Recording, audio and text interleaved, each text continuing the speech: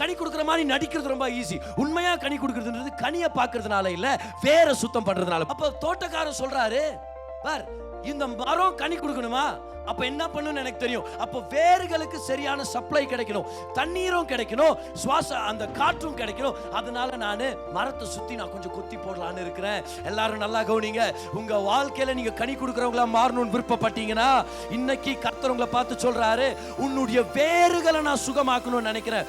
உள்ளத்தின் ஆழத்துல நீ உன்னை பத்தி நான் நினைச்சிட்டு இருக்கிற, உன்னுடைய உள்ளத்தின் ஆழத்துல உனக்கு என்ன விசுவாசம், உனக்கு என்ன நம்பிக்கை, உன்னை பத்தி நீ என்ன நினைச்சிட்டு இருக்கிற, உள்ளத்தின் ஆழத்துல ஏதாவது ஒரு காயத்தை நீ சுமந்துட்டு வர்றியா, பல வருஷங்களுக்கு முன்னாடி நடந்த ஏதாவது ஒரு தீமை உன்னை பாதிச்சுட்டு இருக்குதா, உன்னை பத்தி சின்ன வயசுல டீச்சரோ பேரண்டோ யாரோ ஒருத்தரை பத்தி தப்பா பேசுறது மனசுல ஆழமா பதிச்சுட்டு இருக்குதா, அந்த வேற சுத்தமாக்கிட்டேன்னா உன் வாழ்க்கையை நான் உன்னை கனி கொடுக்குறவங்களா மாத்த வல்லவரா இருக்கிறேன். The root has to be healthy in order for the fruits to be abundant.